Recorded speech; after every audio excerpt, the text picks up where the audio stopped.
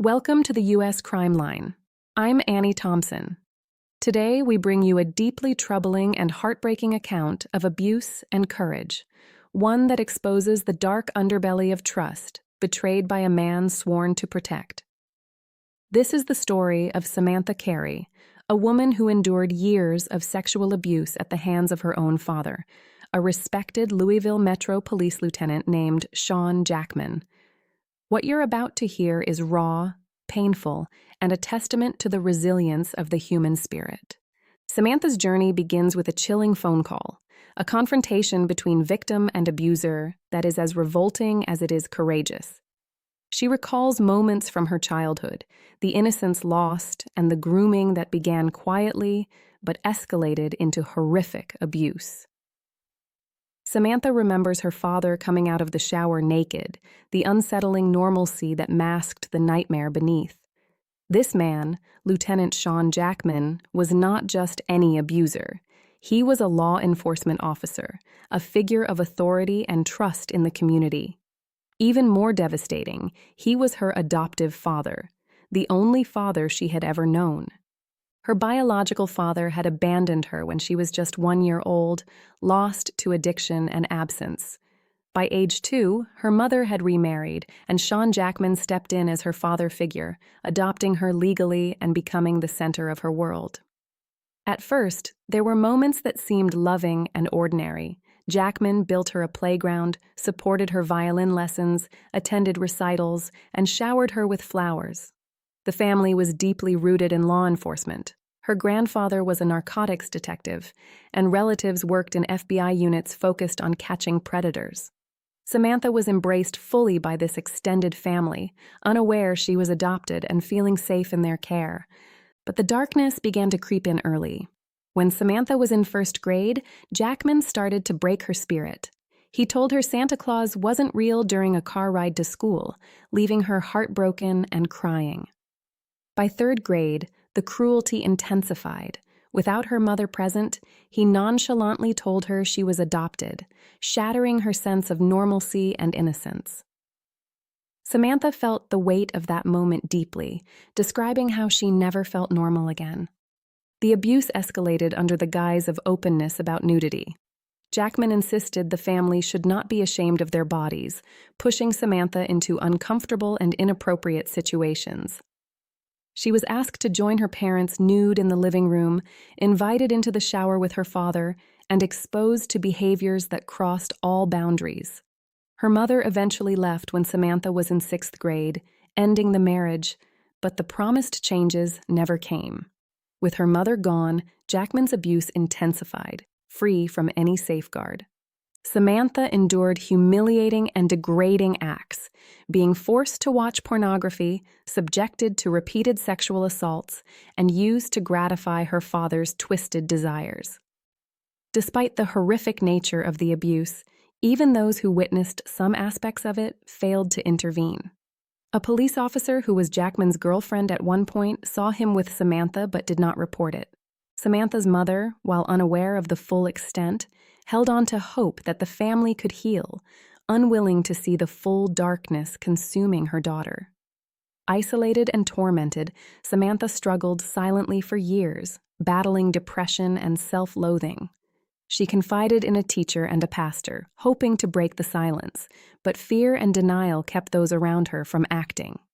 The threat she faced was not only from her abuser, but from the silence that protected him. She was warned that coming forward would only tear her family apart and that no one would understand. At 18, Samantha left home, physically free but haunted by trauma. She confronted her father directly once, in his police car, trying to make sense of what had happened. His response was chilling, deflecting responsibility with the claim that, "God forgives me, so should you."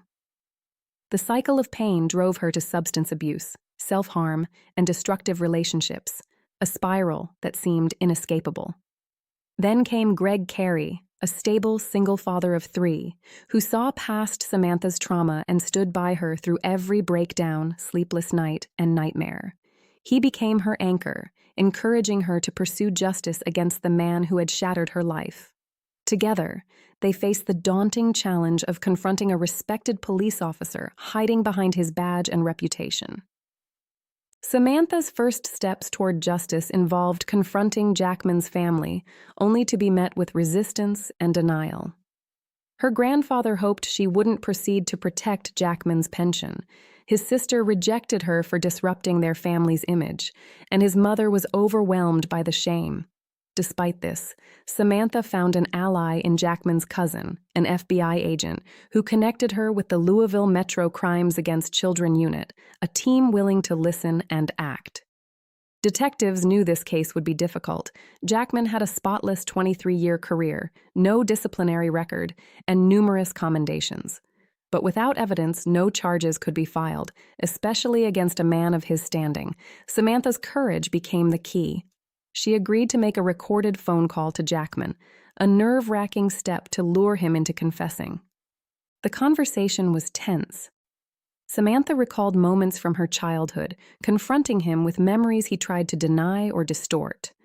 Jackman feigned forgetfulness and tried to shift blame, but his words revealed the twisted logic behind his actions.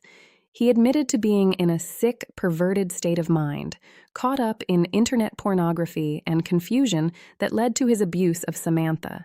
His own admissions became the cornerstone of the case. This confession, captured on tape before detectives, was a stunning breakthrough. Jackman, the once heroic officer, was now exposed as a predator. He was arrested immediately during a traffic stop, arrested on multiple counts including sodomy, incest, sexual abuse, and child endangerment.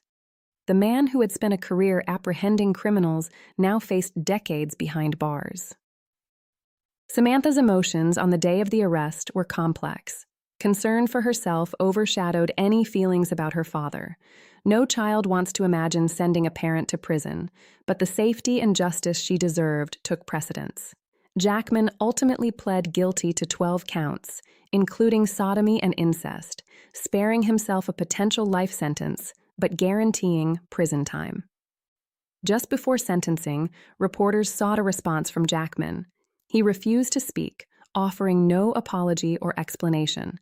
But Samantha was ready to face the courtroom and deliver a powerful message. With steely resolve, she recounted the most painful details, how no matter what she did, she could never please her father, how he used her in secret, then treated her with coldness afterward. She spoke of the lasting scars, the inability to trust, the barriers to intimacy, and the ongoing struggle to be a mother while haunted by her past. Her words were raw and emotional.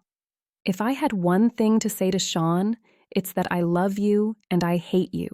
Despite everything, all I want is for my dad to hold me and make this all go away." The courtroom witnessed a brave woman grappling with love and hate, trauma and hope. The sentencing was a heavy blow. Jackman received 15 years to serve, with eligibility for parole after serving 20% of the sentence and completion of a sex offender treatment program. This reduced sentence was a bitter disappointment for Samantha and Greg. Originally, Jackman faced charges that could have led to 200 years behind bars, but plea deals and charge reductions watered it down significantly. For Samantha, the prison sentence is just the beginning of a lifelong battle. The abuse has deeply affected her marriage and her ability to care for her children in ordinary ways, such as bathing or dressing them without discomfort. Greg remains steadfast in his support, describing her as a remarkably strong woman, even when she doubts herself. To those who may still be suffering in silence, Samantha's message is clear. It is important to come forward, to use your voice, and stand against abuse. There will be no justice if we don't break the cycle. Her courage lights the way for others trapped in darkness. This heartbreaking case reveals the profound betrayal that abuse within a family can inflict, especially when the abuser is someone sworn to protect and serve. Samantha Kari's fight for justice is a testament to resilience, the importance of speaking out, and the hope that healing, though difficult, is possible. Thank you for joining us at the U.S. Crime Line. If you or someone you know is struggling with abuse, remember, you are not alone and help is available. Stay safe and stay informed.